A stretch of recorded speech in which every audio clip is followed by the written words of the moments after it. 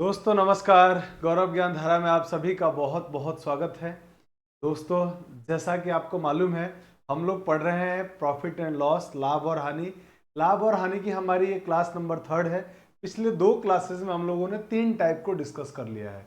आज की क्लास में हम लोग टाइप 4 और टाइप 5 के जो क्वेश्चन होंगे प्रॉफिट एंड लॉस के, वो सारे डिस्कस करने वाले हैं। तो चलिए दोस्तों, आइए शुरू करते हैं आज की क्लास को। और आज की क्लास को स्टार्ट करने से पहले हम लोगों ने जो पिछले क्लासेस में होमवर्क दिया था, मैंने आपको लास्ट क्लास में, उस होमवर्क के 2 क्वेश्चन को डिस्कस करते हैं। तो मैंने जो लास्ट क्लास में आपको होमवर्क दिया था, जहां तक मुझे याद आ रहा है, आई थिंक क्वेश्चन नंबर 6 और 7 आपको दिया था मैंने, 6 और 7। तो आइए क्वेश्चन नंबर 6 और 7 को पहले सॉल्व करते हैं। आप में से बहुत सारे लोगों के क्वेश्चंस के आंसर बिल्कुल परफेक्ट भी थे और कुछ एक आध लोगों के गलत भी क्वेश्चन हुआ था। तो इस क्वेश्चन को कैसे करना था वो हम लोग जानते हैं इस क्लास में। आइए दोस्तों, देखिए क्वेश्चन में कह रहा है, क्वेश्चन वाला, कि ए तथा बी प्रत्येक का विक्रय मूल्य 1800 रुपये। ध्यान से समझिएगा इस बात को। ए तथा बी प्रत्येक का विक्रय मूल्य समान दिया हुआ है। ए और बी हर व्यक्ति का विक्रय मूल्य 1800 रुपये है। ये बात क्वेश्चन में बोला जा चुका है। अब कह रहा है कि ए अपने लाभ की गणना विक्रय मूल्य पर तथा बी क्रय मूल्य पर करता है। ध्यान से समझिएगा, 2 बातें हैं, 2 व्यक्ति हैं, ए है एक और एक बी है। ठीक है, ए अपने लाभ का जो गणना है ना, प्रॉफिट का जो कैलकुलेशन है, वो विक्रय मूल्य पे कर रहा है। जबकि वैसे अगर देखा जाए तो जनरली हम लोग प्रॉफिट एंड लॉस किस पे पता करते हैं? क्रय मूल्य पर। लेकिन मैंने आपको कहा था कि जनरली हम उसी पे करते हैं, लगभग हमेशा करते हैं। लेकिन अगर क्वेश्चन वाला विक्रय मूल्य पर बोलेगा तो हम विक्रय मूल्य पर भी कैलकुलेशन करेंगे, लाभ और हानि का। तो ऐसा ही क्वेश्चन में बोला हुआ कि ए अपने लाभ की जो गणना है ना, विक्रय मूल्य पर करता है और बी क्रय मूल्य पर ही करता है। ठीक है सर। अब कह रहा उनके क्रय मूल्य का अंतर ज्ञात कीजिए। आपको उनके क्रय मूल्य का अंतर ज्ञात करना है। और कह रहा यदि दोनों का लाभ 20%, दोनों का प्रॉफिट 20% है, ए का भी प्रॉफिट 20%, बी का भी प्रॉफिट 20%, तो आप मुझे बताइए 20% की वैल्यू फ्रैक्शन में क्या होगी? आप कहेंगे सर 1/5, 1/5 होगा। अब मुझे यहाँ पर ए के बारे में, पहले मैं ए का एसपी लिख रहा हूँ, प्रॉफिट लिख रहा हूँ, और उसके बाद बी का सीपी लिख रहा हूँ। देखिए एसपी मतलब सेलिंग प्राइस, सॉरी काम करता हूँ ना, मैं इसको चेंज कर देता हूँ। पहले मैं लिख देता हूँ सीपी कॉस्ट प्राइस, उसके बाद प्रॉफिट और उसके बाद एसपी। ये मैंने लिख दिया। पहले ए के बारे में चर्चा करते हैं। 20% का प्रॉफिट हो रहा है उसको, हाँ सर बिल्कुल 20% का, लेकिन वो अपने लाभ की गणना किस पर कर रहा है? विक्रय मूल्य पर कर रहा है। इसका मतलब उसका सेलिंग प्राइस 5 रुपए है, तो 1 रुपए का उसको लाभ हो रहा है। यानी विक्रय मूल्य पर गणना करने का मतलब 5 रुपए विक्रय मूल्य है, तो लाभ उसको 1 रुपए में हो रहा है। तो जब विक्रय मूल्य 5 रुपए और 1 रुपए का प्रॉफिट हो रहा है, तो उसका क्रय मूल्य, आप कहेंगे सर 4 रुपए रहा होगा। क्रय मूल्य 4 रुपए रहा होगा। क्या आप समझ पाए? हाँ सर, यहां तक कोई दिक्कत नहीं। जबकि अपने लाभ की गणना बी अपने लाभ की गणना क्रय मूल्य पर कर रहा है। इसका मतलब 5 रुपए में खरीदा तो 1 रुपए प्रॉफिट में बेच दिया। 5 रुपए अगर इसका क्रय मूल्य है तो 1 रुपए लाभ पर बेचा, मैंने 6 रुपए में उसको बेच दिया। क्या यहां तक कोई दिक्कत है क्या? इस लैंग्वेज को पढ़ के ये सारी बातें हमने बना ली। अब बड़े ध्यान से समझिएगा, ए तथा बी प्रत्येक का विक्रय मूल्य समान है। याद रखिएगा, ए और बी दोनों का विक्रय मूल्य बराबर दिया हुआ है। अगर बराबर दिया हुआ है विक्रय मूल्य, तो आप कहेंगे सर ये अलग अलग क्यों है? विक्रय मूल्य तो बराबर होना चाहिए, क्योंकि क्वेश्चन में दिया हुआ दोनों बराबर है। तो ये जो रेशियो आपने निकाला है ना, ये सेम होना चाहिए। सेलिंग प्राइस ए और बी का सेम। तो हम एक काम करते हैं, इसको सेम बना लेते हैं। आपको को सर कैसे सेम बनाओगे? तो सेम बनाने के लिए दोनों का एलसीएम कितना होगा? तो आपको को सर दोनों का एलसीएम आएगा 30, माने दोनों को आप 30 बना दो। अब दोनों को 30 कैसे बनाएंगे? 5 को 30 कैसे बनाओगे? आप कहोगे सर इसको 6 से गुणा कर दो। और 6 को 30 कैसे बनाओगे? आप कहोगे सर 5 से गुणा कर दो। अब मुझे बताओ, अगर इसको हमने 6 से गुणा किया है, इसको अगर 6 से गुणा किया तो सब में 6 से गुणा होगा, क्योंकि रेशियो का कॉन्सेप्ट होता है। तो आप कहेंगे हाँ सर सब में 6 से गुणा, इसमें भी 6 से गुणा, इसमें भी 6 से गुणा। इसको अगर 5 से गुणा किया तो इस पूरे को 5 से गुणा कर दो, इंटू 5 इंटू 5। हाँ सर, अब बात समझ में आ गई। अब देखो दोनों का सीपी एसपी सेम हो गया, सेलिंग प्राइस सेम हो गया, और प्रत्येक का सेलिंग प्राइस 1800 रुपये है। तो मांग क्या रहा आपके? उनके क्रय मूल्य का अंतर। आप मुझे बताओ, प्रत्येक का अगर विक्रय मूल्य समान है और विक्रय मूल्य कितना दिया है 1800 रुपये, तो ये तो हो गया हमारे पास 6 पंजे 30, इसका मतलब 30 यूनिट की वैल्यू मेरे भाई क्वेश्चन वाले ने दिया है 1800 रुपये, और 30 यूनिट की वैल्यू 1800 रुपये, तो 1 यूनिट की वैल्यू क्या होगी? आप कहेंगे सर 30 का भाग दे देंगे, तो 0 से 0 कट गया और 30 का भाग दिया तो 3 छिंग 18 60 रुपये, 1 यूनिट की वैल्यू 60 रुपये। आपसे कह रहा है विक्रय मूल्य का अंतर, तो इसका विक्रय मूल्य कितना है 24 रुपये, इसका विक्रय मूल्य कितना है 25, 24 और 25 का अंतर 1, 1 यूनिट की वैल्यू 60, यानी यही आपसे पूछा गया है, यानी 1 यूनिट की वैल्यू ही आपसे पूछा गया है, तो आपका आंसर हो गया 60 रुपीज। ऑप्शन नंबर बी आपका करेक्ट आंसर था। बहुत सारे लोगों का ये क्वेश्चन बिल्कुल सही भी था और बहुत सारे लोगों ने गलत भी किया था। तो आप इन क्वेश्चंस को ऐसे बनाएंगे, जल्दी बनेगा और आसान चीजें हैं, तो जैसा जैसा क्वेश्चन वाला बोलेगा बस वैसे वैसे सोचते जाना है, इतना सिंपल है मैथमेटिक्स। अब आते हैं क्वेश्चन नंबर 7 की तरफ। चलिए देखिए क्वेश्चन नंबर 7 को जरा पढ़ते हैं। क्वेश्चन नंबर 7 में क्वेश्चन वाला कह रहा है कि एक व्यापारी अपना लाभ खरीद मूल्य पर जोड़ता है। एक व्यापारी अपना जो प्रॉफिट है ना, खरीद मूल्य का मतलब सीपी कॉस्ट प्राइस, क्रय मूल्य पर जोड़ता है, तथा दूसरा व्यापारी है ना अपना लाभ विक्रय मूल्य पर जोड़ता है। ठीक है सर, दो व्यापारी है, पहला व्यापारी सेकंड प्राइस, पहले वाला अपने जो प्रॉफिट है उसको क्रय मूल्य पर कैलकुलेट करता है, दूसरा वाला अपने आप को अपने विक्रय मूल्य पर करता है। इसका मतलब यहाँ लिख दो सर सीपी, यहाँ प्रॉफिट और यहाँ पे एसपी। चलिए अब आगे बढ़ते हैं। तो जब दोनों का विक्रय मूल्य बराबर हो, ध्यान से सुनिएगा क्या दिया है क्वेश्चन में, दोनों का विक्रय मूल्य बराबर दे दिया है, ये बात जरूर आपको ध्यान रखनी है। जब दोनों का विक्रय मूल्य समान हो, अगर मेरे दोस्त दोनों का विक्रय मूल्य समान है तो क्वेश्चन में लग रहा है दोनों 20% के लाभ का दावा करते हैं, 20% के प्रॉफिट का ये लोग लाभ का दावा करते हैं। तो 20% का मतलब क्या हुआ? आप कहेंगे सर 20% का मतलब होता है फ्रैक्शन में 1/5। पहला व्यक्ति, आप पहले व्यक्ति के पास पहुंचो, पहला व्यक्ति अपने प्रॉफिट किस पे कैलकुलेट कर रहा है? सीपी पर। का मतलब ये इसका सीपी है, 5 रुपए में खरीदता है तो 1 रुपए प्रॉफिट में बेच रहा है, 5 रुपए में खरीदा 1 रुपए के लाभ पर बेचा, इसका मतलब उसका सेलिंग प्राइस 6 रुपए हो गया। बिल्कुल सर।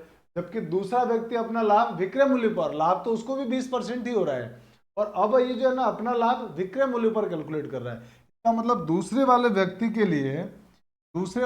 के लिए ये सेलिंग प्राइस है, तो सेलिंग प्राइस दूसरे वाले व्यक्ति का 5 रुपए, और लाभ कितना हो रहा है उसको 1 रुपए का, तो अगर 5 रुपए में बेचने पर 1 रुपए का लाभ, तो उसका क्रय मूल्य 4 रुपए रहा होगा। हाँ सर बिल्कुल सही है, हो गया काम खत्म। अब जो मैंने हाईलाइट किया है ना उस पार्ट को देखिए, कह रहा है क्वेश्चन वाला विक्रय मूल्य दोनों का बराबर है, जबकि यहाँ विक्रय मूल्य अलग अलग आ रहा है। तो आप क्या कहोगे कि सर एक काम करो ना, विक्रय मूल्य को बराबर कर दो। तो बराबर कैसे करेंगे? इन दोनों का एलसीएम 30, तो 30 बना देते हैं। 30 बनाने के लिए इसको किससे गुणा करेंगे आप? 5 से, तो इसको भी 5 से, इसको भी 5 से, क्योंकि ये रेशियो है, ये सब इसी से तो आया है, एक ही कैलकुलेशन से, एक आदमी का है। तो इसमें अगर चेंज करेंगे तो इन सब में चेंज करना पड़ेगा। इसको सर इसको 6, तो 6 से गुणा करना है, तो इस पूरे को किससे गुणा? 6। यहां तक मेरे भाई किसी को कोई प्रॉब्लम नहीं है। अब आप कहेंगे सर, अब चलिए आगे आप तो, अब आप कहेंगे कि सर अब है ना बहुत कमाल की चीज हो रही, कह रहा दोनों के लाभ का अंतर 85 रुपए हो, तो प्रत्येक का विक्रय मूल्य ज्ञात कीजिए। विक्रय मूल्य ज्ञात करना है, और दिया क्या है? दोनों का लाभ का अंतर दिया हुआ है, दोनों के प्रॉफिट का डिफरेंस दिया हुआ है, कितना है? 85 रुपए। और यहां पर दोनों के लाभ का अंतर कितना है?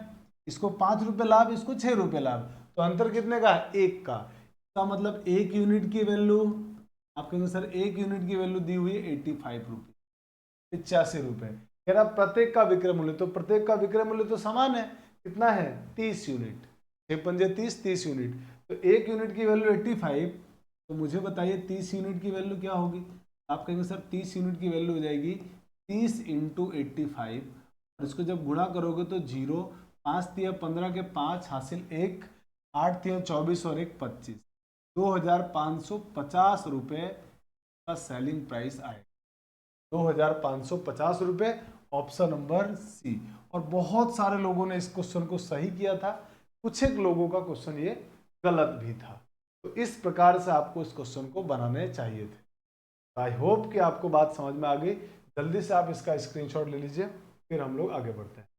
चलिए अब आते हैं दोस्तों आज की क्लास के अंदर हम लोग, जिसमें टाइप 4 और टाइप 5 को पढ़ने वाले हैं। आइए टाइप 1 की 4 की क्वेश्चन नंबर फर्स्ट की बात करते हैं। क्वेश्चन नंबर फर्स्ट वाला क्या कह रहा है कि ए किसी वस्तु को 20% लाभ पर लेकर बी को दिया तथा बी 25% लाभ से सी को दिया। ठीक है, ए बी सी 3 लोग हैं। ए ने किसी वस्तु को 20% प्रॉफिट पे बी को बेच दिया और बी ने उसको 25% प्रॉफिट पर सी को बेच दिया। ठीक है सर, सी उस वस्तु को 225 रुपए में खरीदता है। तो बताइए कि ए ने उस वस्तु को कितने में खरीदा था। आपको बताना है कि उस वस्तु को ए ने कितने में खरीदा था। तो आप मुझे बताइए, पहले बताइए व्यक्ति कितने हैं। तो आप कहेंगे सर 3 लोग हैं, ए बी सी। अब पहला काम कौन कर रहा है? ए किसी वस्तु को 20% लाभ लेकर बी को बेचता है। तो इसका मतलब ये हुआ कि 20% की सर फ्रैक्शन में वैल्यू 5 रुपए, 1/5 होता है। इसका मतलब ए ने अगर उसको 5 रुपए में खरीदा तो 1 रुपए का लाभ माने 6 रुपए में बी को बेच दिया। तो ए ने 5 रुपए में खरीदा तो बी को कितने में बेच दिया? 6 रुपए में। ए ने 5 रुपए में खरीदा और बी को 6 रुपए में बेच दिया। तो 6 रुपए ए का सेलिंग प्राइस है, लेकिन बी का कॉस्ट प्राइस है। ए का विक्रय मूल्य और बी का क्रय मूल्य है। ये समझ में आ गई बात? हाँ सर, ये बात समझ में आ गई। अब बी क्या कर रहा है? बी कह रहा है कि बी जो है ना 25% लाभ पर सी को बेच रहा है। बी 25% लाभ पर सी को बेचता है।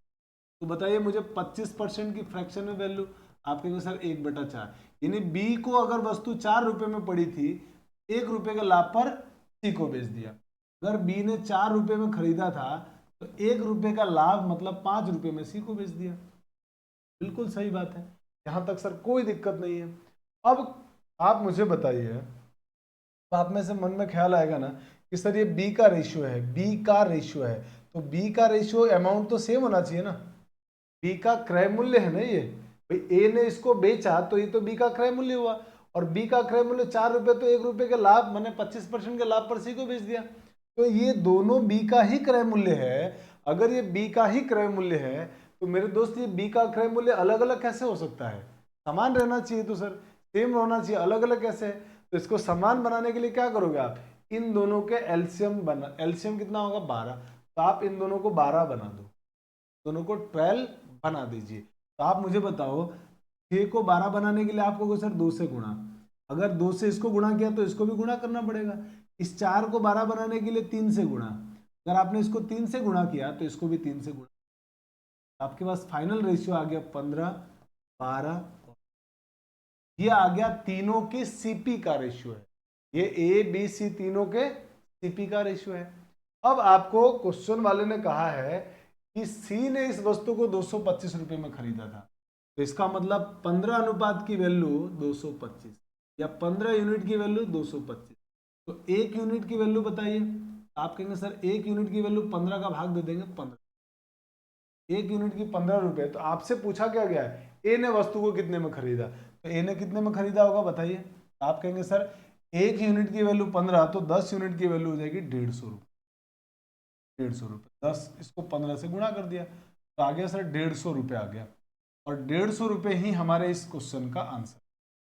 बहुत आराम से हम लोगों ने इस सवाल को बना लिया है, कहीं कोई दिक्कत नहीं हुई। अब आप इस सवाल को ऐसे भी सोच सकते थे कि सर अगर हम इस सवाल को ऐसे करना चाहें,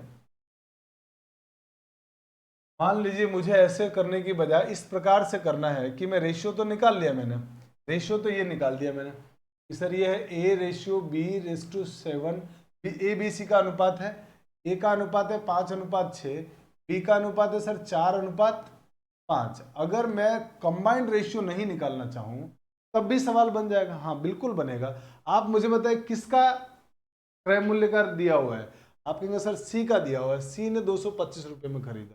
अगर मेरे दोस्त सी ने क्रय 225 रुपये में खरीदा, इसका मतलब 5 यूनिट की वैल्यू 225, 5 यूनिट की वैल्यू अगर 225 हुई, सी का क्रय मूल्य दिया हुआ है, तो 1 यूनिट की वैल्यू बताओ। तो आपको सर 1 यूनिट की जो वैल्यू होगी ना 5 का भाग दे देंगे तो 5 चौक 20, बचेगा कितना 2, 2 और 4 5 मिलके 45, 5 नम 45, 1 यूनिट की वैल्यू 49 रुपये।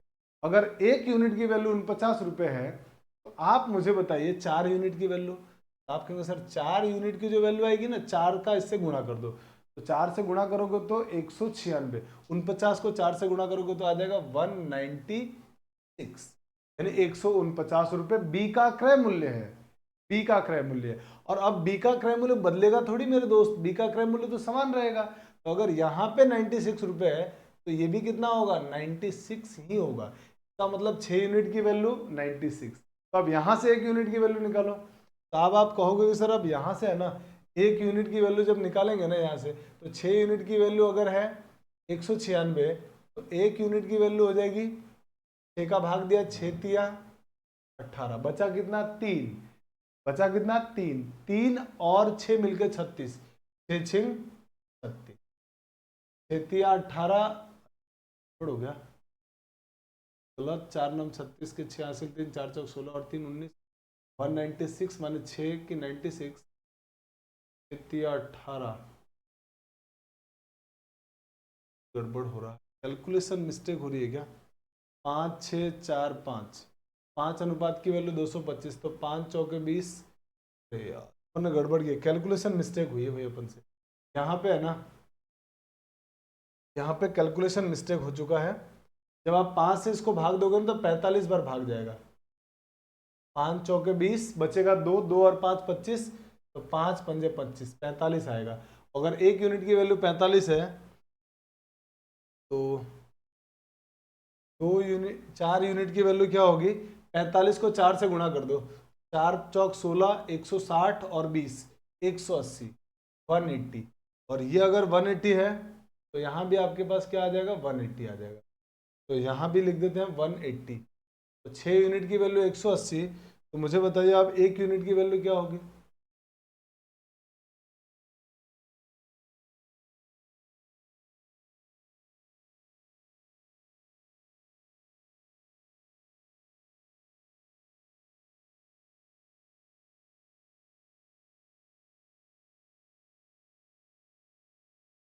तो हटा देते हैं, ठीक है।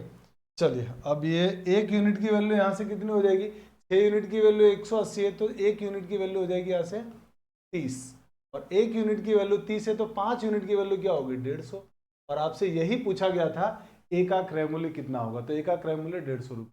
इन्हें आप इस तरीके से भी कर सकते हैं, थोड़ा लेंदी प्रोसेस जरूर है, लेकिन इस प्रकार से भी क्वेश्चन किया जा सकता है। और नहीं तो आप कंबाइंड रेशियो निकाल दीजिए, तीनों का अनुपात समानुपात में हमने बहुत अच्छी तरह से ऐसे कंबाइंड रेशियो कैसे निकाले जाते हैं सीखे थे, और उसके बाद ये क्वेश्चन बहुत आसानी से बन जाएगा। तो आप जल्दी से इसका स्क्रीनशॉट लीजिए, फिर हम लोग आगे बढ़ते हैं। चलिए दोस्तों आते हैं क्वेश्चन नंबर सेकंड। अब आते हैं क्वेश्चन नंबर सेकंड के बारे में, और क्वेश्चन नंबर सेकंड को पढ़ते हैं बहुत आराम से। मेरा ए अपनी साइकिल को 30% लाभ पर बी के हाथों बेच दिया, तथा बी इसे 20% की हानि पर सी के हाथों बेच देता है। ठीक है, 3 लोग हैं ए बी सी, ए बी सी। ए ने साइकिल को 30% लाभ पर, तो 30% का फ्रैक्शन वैल्यू बताओ। कहोगे सर 30% फ्रैक्शन में होता है 30/100, 30/100 माने 3/10, माने 10 रुपये अगर उसका क्रय मूल्य है ए का, तो 30 रुपये 30% के लाभ माने उसने 13 रुपये में बी को बेच दिया। ठीक है सर, यहाँ तक कोई दिक्कत नहीं है। अब बी क्या कर रहा है, इसे 20% हानि पर सी को बेच रहा है, तो 20% का मतलब 1/5। तो इसका मतलब ये हुआ कि अगर बी का क्रय मूल्य 5 रुपये है, तो 1 रुपये की हानि मतलब 4 रुपये में किसको बेच देता है, सी को। तो ये सी का क्रय मूल्य हो गया। और अब आपसे क्वेश्चन में क्या बोला गया है, अगर सी इसके 520 रुपये देता है, यानी सी ने 520 रुपये में खरीदा है, तो बताइए ए ने इसे कितने में खरीदा था। अब मुझे बताओ, अब आप कहोगे कि सर एक काम करो, ये जो रेशियो है ना बराबर कर दो, क्योंकि बी का रेशियो अलग अलग नहीं हो सकता है। तो सेम बनाने के लिए इसको 5 से गुणा कर देते हैं और इसको 13 से गुणा कर देते हैं, क्योंकि 13 और 5 का एलसीएम कितना आएगा, आप कहेंगे 65। तो 13 को 65 बनाने के लिए 5 से गुणा, और 5 को 65 बनाने के लिए 13 से गुणा। तो अगर इसको 13 से गुणा किया तो इसको भी 13 से गुणा। और अब आपसे कंबाइंड रेशियो आपको मिल गया कि सर 13 चौक 52 और ये 13 पंजे 65 और ये हो गया सर 10 पंजे 50। ये आ गया ABC के क्रय मूल्य का अनुपात। और सी का क्रय मूल्य कितना दिया है 520। इसका मतलब 52 यूनिट की वैल्यू कितनी है 520। तो एक यूनिट की वैल्यू बताइए आप कहेंगे सर एक यूनिट की वैल्यू 10 रुपए। एक यूनिट की वैल्यू 10 रुपए। तो आपसे पूछा गया ए का इनकम, तो ए का इनकम है 50 यूनिट की वैल्यू। आप कहेंगे सर इसको 10 से गुणा कर दो, आंसर आ जाएगा 500 रुपए।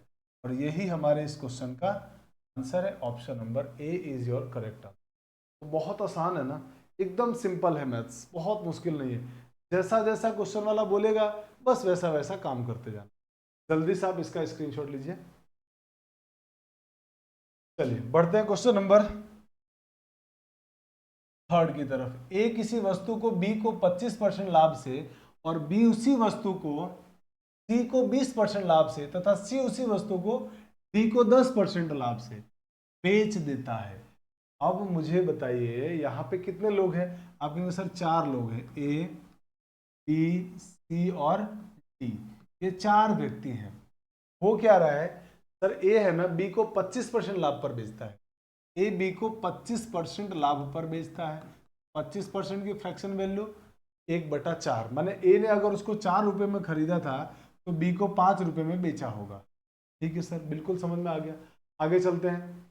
बी उसे 20% लाभ से, बी उसी वस्तु को सी को 20% लाभ से। तो आप कहेंगे सर 20% की फ्रैक्शन वैल्यू 1/5, 1/5 होती है। तो 5 रुपए में अगर उसको बी ने खरीदा, 5 रुपए में उसको बी ने खरीदा तो सी को कितने में बेचा 6 रुपए में। ठीक है सर, यहां तक भी कोई दिक्कत नहीं। सी उसी वस्तु को 10% के प्रॉफिट से डी को बेचता है। सी उसी वस्तु को डी को 10% लाभ से बेचता है। 10% का मतलब 1/10, यानी सी ने उसको 10 रुपए में खरीदा होगा तो उसको बेचा होगा 11 रुपए में। यह आ गया हमारे पास क्वेश्चन। अब आप चाहे तो कंबाइंड रेशियो निकालें, और कंबाइंड नहीं निकालना चाहते हैं तो भी क्वेश्चन आराम से बन जाएगा। आपसे कहा क्या गया है कि डी ने उसके 330 रुपए दिए, तो आप चाहें तो कंबाइंड रेशियो करके निकालें। अब बी का रेशियो सेम होना चाहिए, सेम है सर। सी का रेशियो सेम नहीं है, सी का रेशियो सेम बनाइए। सी का सेम बना के फिर क्वेश्चन करेंगे, तब जाके कंबाइंड रेशियो आएगा। और नहीं करेंगे कंबाइंड रेशियो सेम तो भी क्वेश्चन बन जाएगा। तो मैं अभी यहाँ पे रेशियो को बराबर कर रहा हूँ। देखिए सी को यहाँ 6 रुपए क्रय मूल्य है, यहाँ 10 रुपए, तो ये तो अलग अलग है, होना क्या चाहिए सेम। तो 30 और 6 और 10 का एलसीएम 30। सर इसको 30 बनाइए। तो 30 बनाने के लिए इसको 5 से गुणा और इसको 3 से गुणा, इसको 3 से गुणा किया तो इसको भी 3 से गुणा, इसको 5 से किया तो इसको भी 5 से गुणा। अब आप देखो यहाँ पे ये तो बराबर हो गया सर। अब ये अलग अलग आ गए, तो ये अगर 5 है तो इसको भी क्या बनाना पड़ेगा 25, ये 25 है तो इसको भी 25। तो आप कहोगे सर 5 से गुणा कर दो, इसको 5 से गुणा किया तो इसको भी 5 से गुणा करना पड़ेगा। अब रेशियो आ गया फाइनल, 5 चौक 20, 5 पंजे 25, यहाँ पर आप कहेंगे 6 पंजे 30 या 10 तिया 30, और यहाँ हो गया 11 तिया। यह आ गया तीनों का कंबाइंड, चारों का कंबाइंड रेशियो। और चारों का कंबाइंड रेशियो माने चारों के क्रय मूल्य का अनुपात आ गया। और डी ने उसे कितने रुपए दिए हैं 330, माने डी का क्रय मूल्य 330, माने 33 यूनिट की वैल्यू 330। तो एक यूनिट की वैल्यू क्या होगी यहाँ से, आप कहेंगे सर एक यूनिट की वैल्यू 10 रुपये। अगर एक यूनिट की वैल्यू मेरे भाई 10 रुपये है, पूछा गया है ए ने उसे कितने में खरीदा, तो आपसे 20 यूनिट की वैल्यू पूछा गया है, आप कहेंगे सर 200 रुपये आएगा 20 यूनिट। और यानी इंटू हमने क्या कर दिया 10 कर दिया। और यही हमारे इस क्वेश्चन का आंसर आ गया 200 रुपये, ऑप्शन नंबर ए। आप चाहें तो बिना रेशियो के निकालें तो भी क्वेश्चन बन जाएगा। चलिए इसी क्वेश्चन को आप ऐसे भी सोच सकते थे कि मान लेते हैं सर, मैं एक और तरीका आपको बता देता हूं, एक और मेथड में आपको बताने जा रहा हूं, ध्यान से समझिएगा। मान लीजिए मैंने कहा कि सर ए है ना x रुपए में किसी चीज को खरीदता है, ए किसी चीज को x रुपए में खरीदता है। अब ए ने क्या किया 20% लाभ पर 25% लाभ को बी को बेच दिया। तो यानी बी का जो क्रय मूल्य वो कितना होगा, सर कहेंगे सर वो 125 रुपये होगा। 125% माने 125/100। अब ये तो आ गया बी का क्रय मूल्य। बी क्या कर रहा है, बी उसी वस्तु को 20% लाभ से सी को बेच दिया। 20% लाभ से बेच दिया, मैंने 120% में बेचा होगा। हाँ सर, 120% में बेचा होगा, यानी 120/100। ये किसका मूल्य आ गया? ये विक्रय मूल्य आ गया सी का। अब क्या हो रहा है कि सर सी है ना, डी को 10% लाभ में बेच रहा है, सब एक दूसरे से खरीद के एक दूसरे को लाभ पर बेच रहे हैं, तो सी है ना उसको 10% लाभ पर, यानी 110% पर किसको बेच रहा है? डी। तो ये जो आया ना वो डी का क्रय मूल्य आ गया। क्या आ गया? डी का क्रय मूल्य। और डी का क्रय मूल्य टोटल दिया कितना है क्वेश्चन में? 330। का मतलब मेरे दोस्त ये जो पूरा का पूरा जो खेल है ना, ये जो पूरा खेल है वो कितना है? 330 के बराबर है। अब आपसे पूछा x का, कितने में x ने खरीदा था, मैंने आपसे x का मान पूछा गया है, आराम से x का मान निकाल देंगे। सर देखो पहले जो कट रहे काट दो, 1 0 1 0 1 0 1 0, 2 0 2 0 से तो कट गया, कट गया। अब आगे सर काटिए, 25 से काट दो, 25 पंजे 125, 25 चौके 100, 4 एकम 4, 4 तिया 12।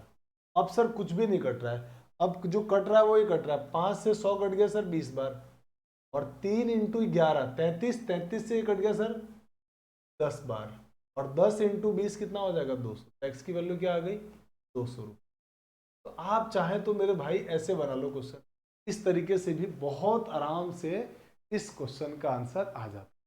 तो मुझे लगता है कि मैंने आपको आराम से ये तरीका ही बता दिया, ये तरीका ही बता दिया, दोनों तरीके से क्वेश्चन आपसे इजीली बन जाएगा। आप जल्दी से इसका स्क्रीनशॉट लीजिए, फिर हम लोग आगे बढ़ते हैं।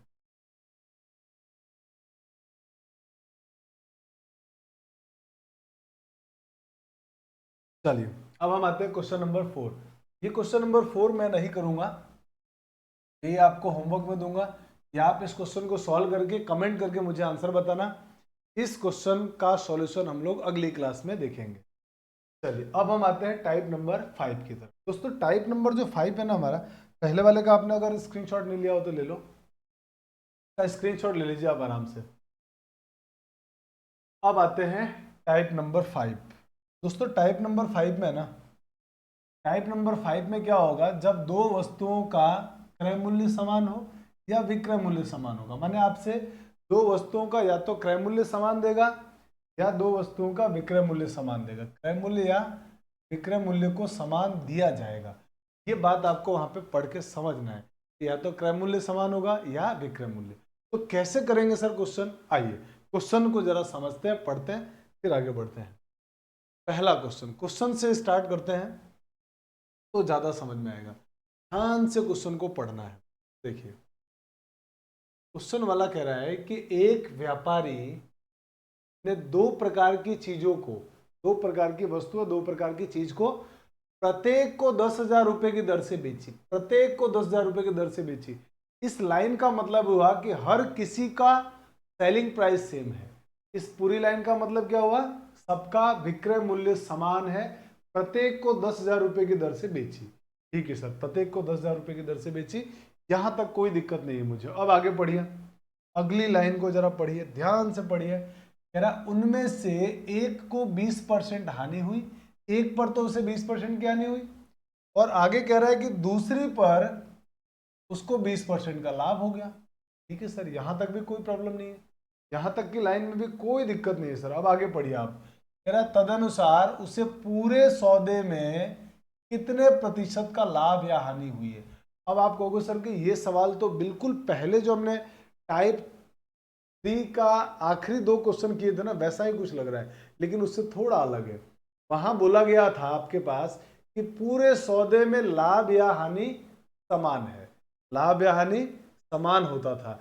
यहां पर पूरे सौदे में लाभ हानि बराबर नहीं दिया हुआ है। यहां तो पूछा गया है कि पूरे सौदे में लाभ या हानि कितनी हुई है, ये आपसे पूछा गया है, लेकिन सॉल्व करने का तरीका मेरे दोस्त बिल्कुल सेम रहेगा, अलग कुछ भी नहीं होगा। आइए कैसे सॉल्व करेंगे सर, आइए एक एक करके एक एक बातों को सीखते हुए धीरे धीरे धीरे धीरे आगे बढ़ेंगे हम लोग। आइए, हाँ भाई, दो प्रकार की वस्तुएं हैं, सबका सेलिंग प्राइस सेम है। मान लिया पहली वस्तु, ये दूसरी वस्तु, ठीक है। यहां लिख देते हैं सीपी, सॉल्व करने का तरीका सेम, प्रॉफिट या लॉस जो भी हो रहा है, और यहां पे लिख देंगे एस। ठीक है सर, यहां तक मुझे कोई प्रॉब्लम नहीं, ये सब आपने लिख दिया। अब आइए, उनमें से एक वस्तु पर 20% की हानि, 20% का फ्रैक्शन वैल्यू 1/5, यानी उसने 5 रुपए उसका अगर क्रय मूल्य था तो 1 रुपए का उसको लॉस हो गया, यानी उसने वस्तु को बेचा कितने में होगा, 4 रुपए में। कोई दिक्कत यहाँ तक, कोई प्रॉब्लम नहीं, बहुत बहुत आसान है, सिंपल सी बात है। और कह रहा है दूसरी वस्तु पर सर है ना 20% का प्रॉफिट हो गया, 20% का लाभ, तो 20% का मतलब 1/5 लाभ हो रहा है, तो 5 रुपए में खरीदा होगा, 1 रुपए लाभ पर बेचा होगा। 5 रुपए में अगर खरीदा है, 1 रुपए के लाभ में बेचा, तो बेचा कितने में होगा, आप कहेंगे सर 6 रुपए में बेचा होगा। कोई दिक्कत यहाँ तक, किसी भाई को यहाँ तक कोई प्रॉब्लम हो तो बता दो। सर यहाँ तक मुझे कोई दिक्कत नहीं है, एकदम जो जो आपने बताई ना बातें, सब बात एकदम अच्छे से समझ में आ गई। अब आप कह रहे हैं कि सर विक्रय मूल्य बराबर है, आपने सर कहाँ लिखा है, ये लिखा हुआ प्रत्येक प्रत्येक 10,000 रुपये की दर से बेची गई, यानी हर वस्तु का विक्रय मूल्य समान था। लेकिन सर यहाँ जो आपने विक्रय मूल्य निकाला है ना, ये तो अलग अलग है। बिल्कुल मेरे भाई, तो इसका मतलब सर आप इसको अलग बराबर करने वाले हो। हाँ, मैं यहाँ पर इसको बराबर करने वाला हूँ। कैसे बराबर करेंगे सर, तो अभी तो आपने सीखा है सर, इसके एलसीएम 12 आएगा, 4 और 6 का, 12 बना दो दोनों को। तो 12 बनाने के लिए आप मुझे बताइए, 4 को 12 बनाने के लिए किससे गुणा करना पड़ेगा, 3। तो इसको भी किससे गुणा, 3 से, इसको भी किससे गुणा, 3 से। इसको 12 बनाने के लिए किससे गुणा, 2 से, तो इसको भी गुणा 2 से, और इसको भी गुणा। हो गया सर, यहां तक तो होगी सर। अब आपसे पूछा किस पूरे सौदे में लाभ या हानि प्रतिशत। देखिए, अगर आपसे क्रय मूल्य या विक्रय मूल्य पूछता ना, तो क्रय मूल्य अगर विक्रय मूल्य पूछता, तब तो हम लोग इस अमाउंट का यूज करते, तब तो हम इस अमाउंट का प्रयोग करते। हमसे सिर्फ लाभ या हानि प्रतिशत पूछा है ना, तो हम रेशियो से भी निकाल लेंगे, तब हम रेशियो से भी निकाल लेंगे। एक्चुअल अमाउंट की जरूरत हमको नहीं होती है। ये बात हमने पढ़ा है कि जब भी कंपैरिजन करना होता है, तुलना करना होता है, एक्चुअल डेटा की कोई जरूरत नहीं होती है। माने इस 10,000 की कोई जरूरत ही नहीं है हमको। लेकिन अगर आप कहोगे कि सर हमको तो 10,000 से ही बनाना है, तो मैं 10,000 से आपको पहले सॉल्व करके बता देता हूं। देखिए, सेलिंग प्राइस दोनों का सेम हो गया, हाँ सर दोनों का सेलिंग प्राइस सेम हो गया। दोनों का अगर सेलिंग प्राइस सेम हो गया, तो मुझे जरा ये बताइए, इसका मतलब 12 अनुपात की वैल्यू 10,000 हो जाएगी। आप चाहें तो सेलिंग प्राइस का यूज करें, मेरे को तो इसमें कोई इंटरेस्ट नहीं, क्योंकि मुझे सिर्फ परसेंटेज लाभ आनी चाहिए। तो मैं 10,000 को लेके क्यों चलूं, मैं तो सीधे कंपेयर पूछा है, तो इस रेशियो से भी मैं तो कंपेयर कर लूंगा। कैसे सर करोगे, देखो आप मुझे बताओ टोटल सीपी कितना आया, टोटल क्रय मूल्य कितना आया। आप कहेंगे सर टोटल क्रय मूल्य 5 दिया 15 और 5 दूनी 10, 15 प्लस 10, टोटल सीपी आ गया सर 25। टोटल सीपी आ गया सर 25 रुपए का। अगर टोटल सीपी 25 रुपए का आ गया है, तो इसका मतलब ये हुआ कि टोटल एसपी कितना है आपका, टोटल एसपी। तो आप कहेंगे सर टोटल एसपी आ गया हमारे पास 4 तिया 12 और 6 दूनी 12, 12 और 12 24। अब आप मुझे बताओ, किसी व्यक्ति ने कुल वस्तुएं को, टोटल वस्तु को 25 रुपए में खरीद कर पूरे 24 रुपए में बेचा होगा, तो उसको लाभ होगा कि हानि होगा। 25 रुपए में खरीद कर 24 रुपए में बेच रहा है अगर उसको, तो लाभ होगा या हानि होगा। तो आप कहेंगे सर ये तो लाभ होगा, नहीं होगा, हानि होगा। ये तो खरीदा 25 में और बेच रहा है 24 में, तो नुकसान हुआ ना उसको। कितने का, आप कहेंगे सर 1 का। कितने पर, 25 पर, तो 100 पर कितना होगा, लॉस परसेंट पूछा आपसे, 100 पर कितना हो जाएगा, 4%, 4% का हानि होगा। और यही हमारे इस क्वेश्चन, एक्चुअल डेटा की कोई जरूरत ही, आंसर हो गया 4% की हानि। तो जब कभी भी कंपेयर करना हो तो एक्चुअल डेटा की जरूरत नहीं है, आराम से इस तरीके से क्वेश्चन को करिए, बहुत जल्दी से बन जाएगा। अगर किसी भाई को दिक्कत है, फिर भी समझ में नहीं आया, तो आप चिंता मत कीजिए। आपको तो पता है हम एक तरह के एक ही क्वेश्चन नहीं करते हैं, और भी क्वेश्चन करेंगे, चीजें एकदम आसानी से आपको समझ में आ जाएगी। जल्दी से आप इसका स्क्रीनशॉट लीजिए, फिर हम लोग आगे बढ़ते हैं। मैं उससे पहले आपको ये जरा हाईलाइटेड पार्ट हटा दूं, ताकि आपको देखने में कोई दिक्कत ना हो। चलिए, अब आप जल्दी से इसका स्क्रीनशॉट ले लीजिए। दोस्तों, अब हम बढ़ते हैं क्वेश्चन नंबर सेकंड की तरफ। आइए, क्वेश्चन नंबर सेकंड में क्वेश्चन वाले ने बोला है कि एक आदमी ने 2 मकान बेचे, प्रत्येक 96,000 में, मैंने विक्रय मूल्य समान हो गया, सेलिंग प्राइस सेम हो गया दोनों का। 2 मकान बेचे, प्रत्येक 96,000 रुपये में बेचे हैं।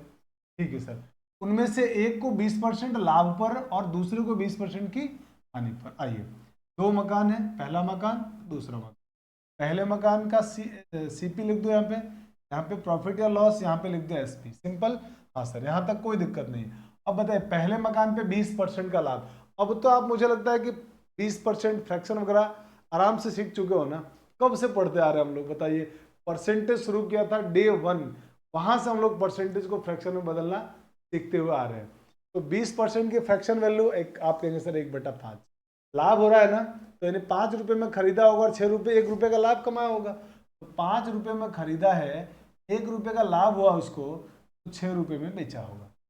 दूसरा कह रहा है 20% की हानि, तो इसका मतलब 20% की फिर से फ्रैक्शन 1/5, यानी 5 रुपए में खरीदा होगा, 1 रुपए का नुकसान हुआ, 4 रुपए में बेचा होगा।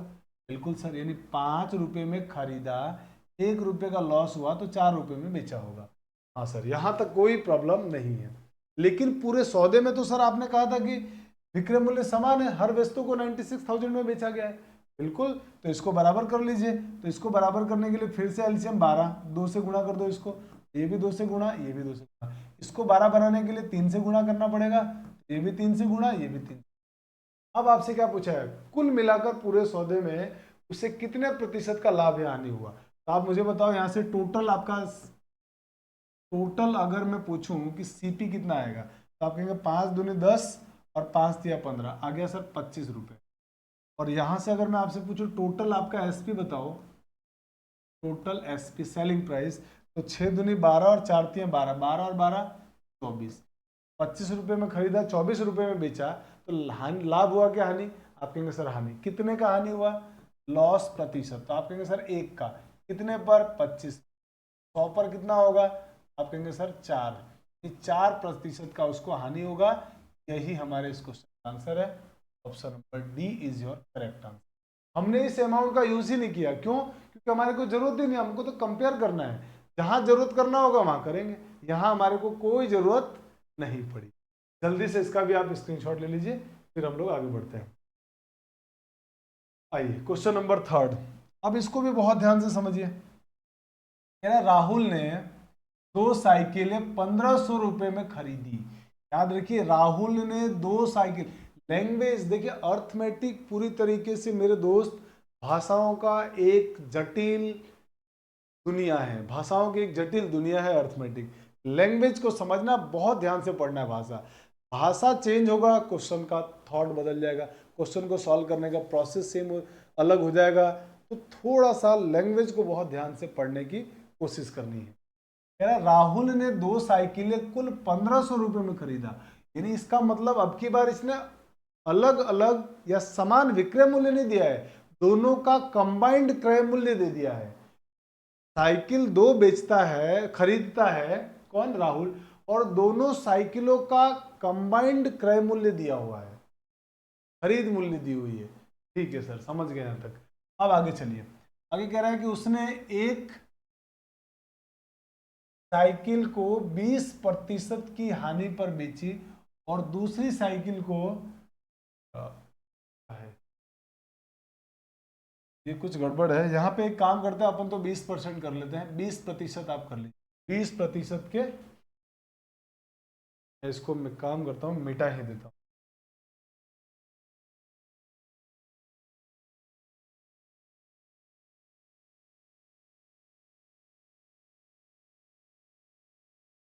थोड़ा सा आप करेक्शन जरूर कर लेना।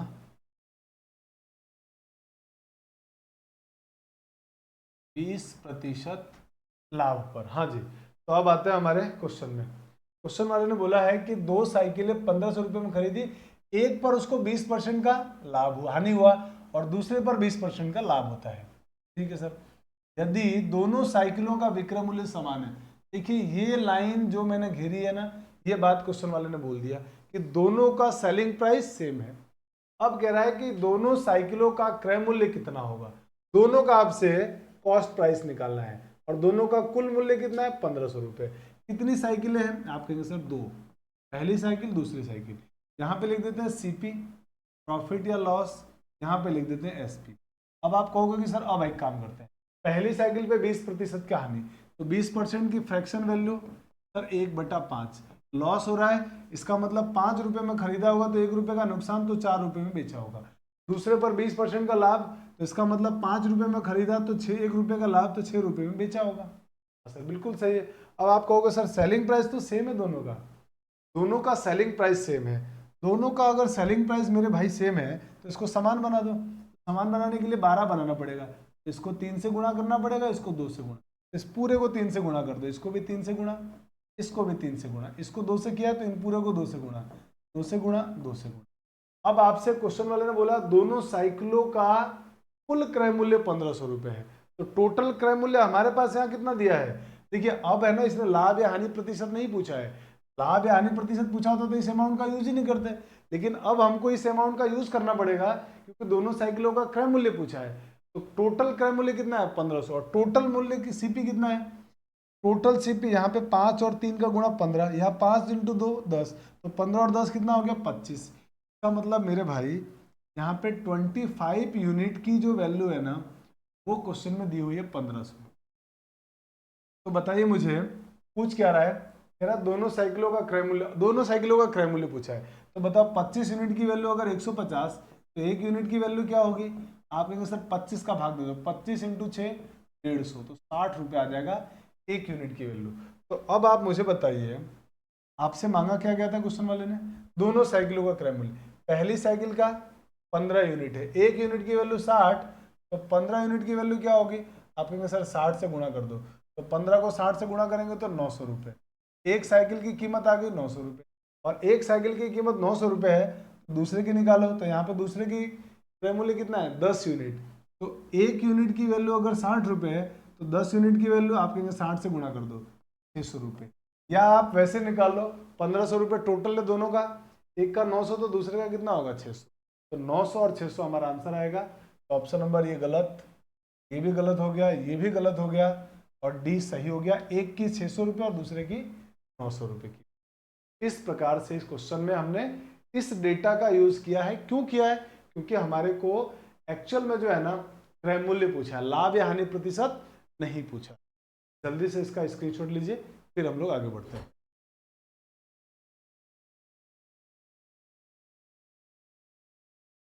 आइए पढ़ते हैं अगले क्वेश्चन में। आइए क्वेश्चन नंबर 4 जो है ना, अब इसको पढ़ते हैं।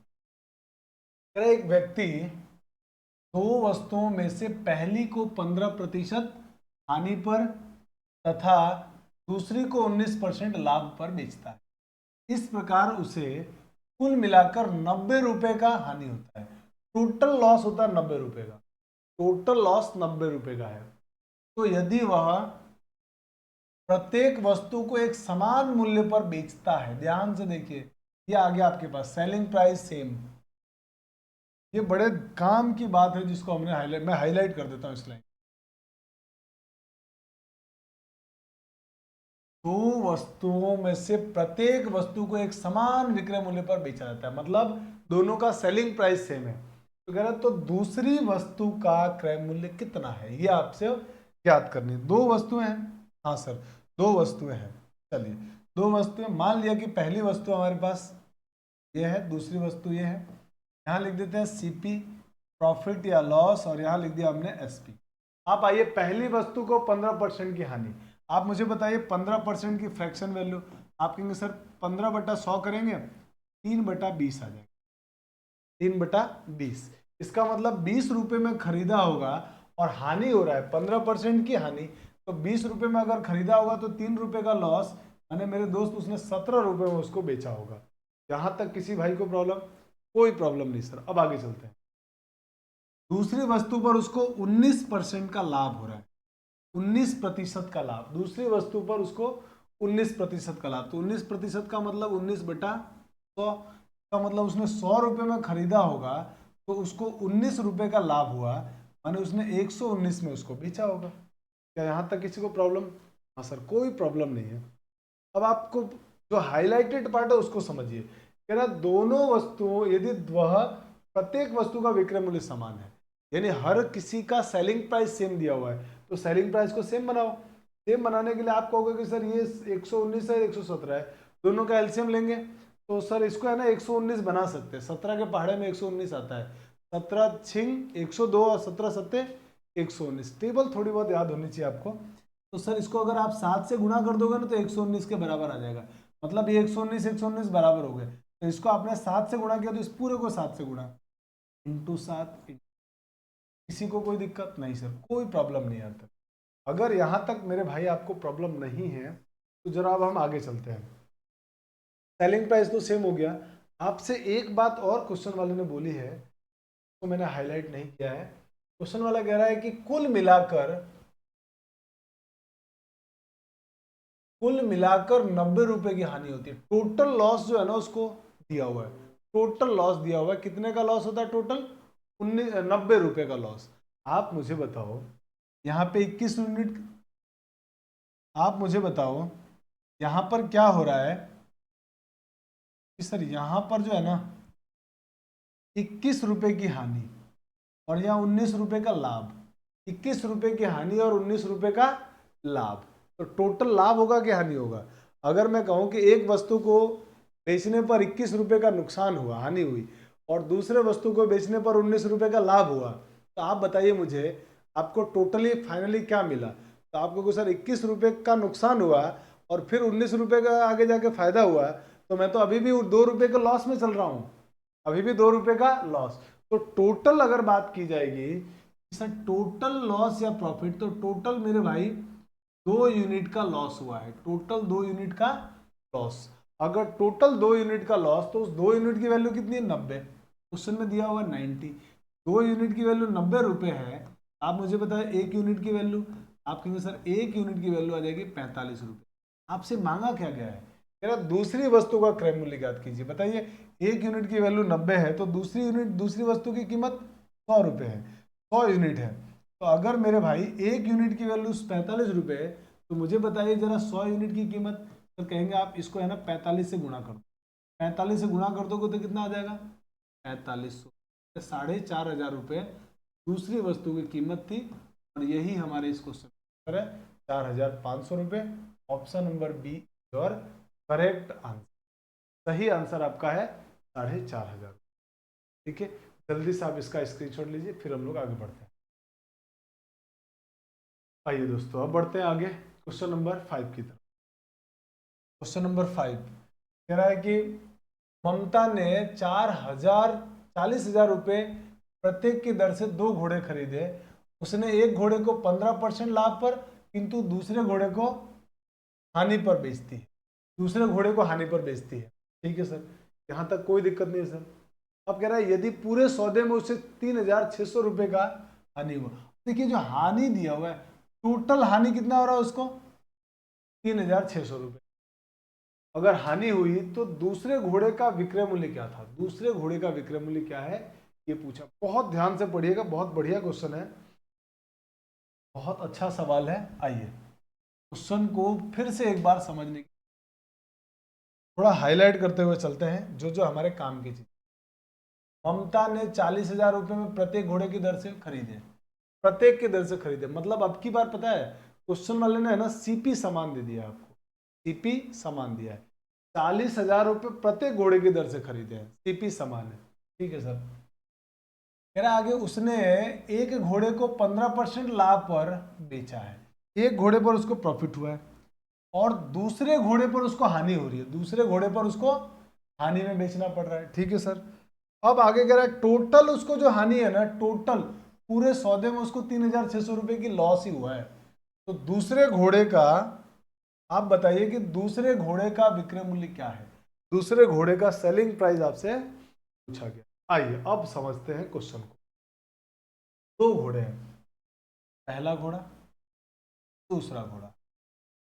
दोनों घोड़ों का selling price, sorry cost price same है, क्रय मूल्य समान है। कितना है इसका? आप कहेंगे जी 40,000 रुपये। इसका कितना है? 40,000। ठीक है सर, यहाँ तक कोई प्रॉब्लम नहीं है। अब यहाँ पे प्रॉफिट या लॉस लिखेंगे और यहाँ पे लिखेंगे हम लोग इसका एसपी। अब समझिए पहले घोड़े पर 15% का लाभ हो रहा है, 15% का लाभ, तो 40,000 का 15% निकाल दो। आपको सर 40,000 का 15% निकालेंगे तो 15/100, 2 जीरो से 2 जीरो कट गया, तो आप इसको गुणा करेंगे, 400 को 60 15 से गुणा कर दो तो 15 चौके 60, 15 चौक 60 यानी 6,000 रुपये, 6,000 रुपये आ जाएगा इसका प्रॉफिट या लॉस। तो आप कहेंगे सर प्रॉफिट है, ये इसका प्रॉफिट है। मैंने 40,000 रुपये में उसने खरीदा, 6,000 रुपये के लाभ पर उसने उसको बेचा, इसका मतलब उसको बेचा कितने में होगा? आप कहेंगे सर सेलिंग प्राइस आ गया 46,000 रुपये, 46,000 रुपये में उसने उसको बेचा होगा। ठीक है सर, यहाँ तक कोई दिक्कत नहीं है। मैं अमाउंट में क्यों जा रहा हूँ? आपको सर ये अमाउंट की तरफ क्यों जा रहा हूँ? अभी तक तो आप परसेंटेज से रेशियो निकाल रहे थे। मेरे भाई मैं अमाउंट की तरफ इसलिए जा रहा हूँ क्योंकि मेरे पास है ना परसेंटेज में एक ही वैल्यू दी गई है, दूसरी वैल्यू है ही नहीं, पहली बात। हालांकि अब आप कहोगे कि सर परसेंटेज से आप अगर फ्रैक्शन में बदल के निकालोगे ना तब भी सवाल बन जाएगा आपका, तो भी क्वेश्चन बनेगा। ऐसा नहीं है कि नहीं बनेगा, उससे भी बनेगा, पर मैं और आसान तरीके से आपको बना के बताना चाहता हूं। अब मुझे बताइए, कह रहा है कि पूरे सौदे में 3,600 रुपये का नुकसान हुआ, उसको हानि हुई, तो दूसरे घोड़े का सेलिंग प्राइस क्या रहा होगा, ये आपसे पूछा गया। ये आपको अमाउंट फाइंड आउट करना है। 40,000 रुपये में खरीदा, ठीक है सर, उसको पूरे सौदे में 3,600 रुपये का नुकसान, 3,600 रुपये का पूरे सौदे में नुकसान, 3,600 रुपये में पूरे सौदे में। आप मुझे बहुत प्यार से जरा एक बात सोच के बताइए, पूरे का सीपी, टोटल सीपी कितना होगा? आप कहेंगे सर 80,000 रुपये। 80,000 रुपये में उसने पूरा घोड़ा, दोनों घोड़े खरीदे थे, और पूरे घोड़े अगर उसने 80,000 रुपये में खरीदे थे मेरे दोस्त, और खरीदने के बाद उसको, उस व्यक्ति को 3,600 रुपये का टोटल नुकसान हुआ है, 3,600 रुपये का उसको पूरा नुकसान हुआ है। अगर आप मुझे बताओ 3,600 रुपये का नुकसान हुआ है तो टोटल सेलिंग प्राइस कितना रहा होगा? टोटल सेलिंग प्राइस जो रहा होगा वो 3,600 रुपये कम रहा होगा, तभी तो टोटल पे 3,600 का नुकसान हुआ है। हाँ सर बिल्कुल। तो टोटल जो 80,000 में जो बेचा है ना सामान, टोटल जो मेरे दोस्त 80,000 में बेचा है उसमें उसको 3,600 का नुकसान हुआ होगा। नुकसान हुआ होगा मतलब ये टोटल, ये मेरे दोस्त टोटल एससीपी था। अब मैं निकाल रहा हूं टोटल एसपी, तो इसमें से जरा घटाओ तो कितना आएगा? आपको सर घटाएंगे जब इसमें से आप, तो 0 0, 10 में से 6 घटाएंगे 4, और यहाँ 9 में से 6 घटाएंगे, 9 में से 3 घटाएंगे तो 6, और यहाँ घटाए तो 7, यानी टोटल 76,000 रुपये सीपी आया हमारे पास। टोटल इन दोनों का सीपी कितना आ गया? एसपी सॉरी 76,400 रुपये टोटल एसपी आ चुका। टोटल एसपी भाई, टोटल उसने 80,000 में खरीदा और 3,600 का नुकसान हुआ, माने 76,400 रुपये में उसको बेचा होगा टोटल। अब मुझे बताइए, एक वस्तु को तो 46,000 में बेच रहा है और टोटल कितना उसको मिला है? 76,400। तो बताइए दूसरी वस्तु का अमाउंट, विक्रय मूल्य कितना होगा? सुनिए ध्यान से जो मैं बोल रहा हूँ। कुल विक्रय मूल्य है ये 76,400 और एक का विक्रय मूल्य 46,000। तो बताओ मुझे, इन दोनों को जोड़ा गया होगा तभी तो ये अमाउंट आया होगा। आप कहेंगे जी बिल्कुल भाई, ये सीपी और ये एसपी जोड़ेंगे तभी तो टोटल एसपी आएगा। तो मुझे अगर ये एसपी मालूम है और ये एसपी मालूम है तो मैं इसमें से इसको घटा दूंगा तो ये वाला आ जाएगा अमाउंट। कितना आएगा सर? आप इसमें से है ना एक काम करिए, 46,000 को घटा दीजिए।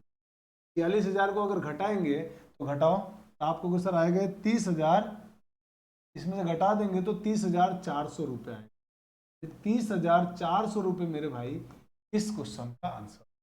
आपको सर बहुत लेंदी था, लेंदी नहीं था भाई, आपको बस चीजों को सोचना था, मुझे समझाना, इसलिए इतनी सारी चीजें लिख रहा हूँ, वरना तो मेरा क्वेश्चन हो चुका था। 80,000 रुपये में दोनों घोड़े खरीदे, टोटल नुकसान कितने का हुआ? 3,600 का।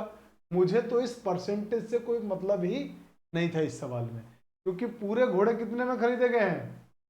40,000 में। परसेंटेज से बस मुझे ये पता करना था 46,000, तो ये आ गया। उसके बाद 36,000 का नुकसान हुआ, तो अगर 80,000 में खरीदा तो मतलब उसने एक टोटल सौदे को 76,400 में बेचा होगा, और एक वस्तु का सेलिंग प्राइस 46,000 रुपये, तो दूसरे का कितना होगा? इसमें इसको घटा दो 30,400। तो बहुत आसान है, बहुत मुश्किल नहीं है, बिल्कुल सिंपल है दुनिया। ठीक है, चलिए जल्दी से आप इसका भी स्क्रीनशॉट ले लीजिए। अब बढ़ते हैं अगले क्वेश्चन। दोस्तों ये क्वेश्चन आपके लिए पूरी तरीके से होमवर्क रहेगा। इस क्वेश्चन को आप घर से करके मुझे इसका कमेंट करके आंसर बताना। आपसे बहुत आराम से क्वेश्चन बनने वाला है, तो आप जल्दी से इसका कमेंट करके आंसर बताइएगा। फिर हम इस क्वेश्चन को अगली क्लास में डिस्कस करेंगे। स्क्रीनशॉट ले लीजिए। चलिए तो दोस्तों आज के क्लास में हम लोग इतना ही पढ़ेंगे।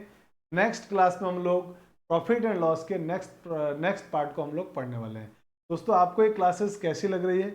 उम्मीद है बहुत अच्छी लग रही होगी, बहुत आप एंजॉय करेंगे और बहुत बेहतर कॉन्सेप्ट सीख भी रहे होंगे। तो लगातार आप इस तरीके से बने रहिए, पढ़ते रहिए और अपने बहुत सारे फ्रेंड्स को भी ये क्लासेस शेयर कीजिए, क्योंकि बहुत इंपॉर्टेंट क्लासेस है। बहुत मेहनत करके आप लोगों के लिए क्लासेस ये बनाई जा रही है। तो इसी तरीके से देखते रहिए और उम्मीद है कि आप सभी का सिलेक्शन बहुत जल्दी होगा। पहला एग्जाम जैसे ही देंगे आप सभी का सिलेक्शन आराम से हो जाएगा। तो मिलते हैं नेक्स्ट क्लास में। Thanks for watching. जय हिंद।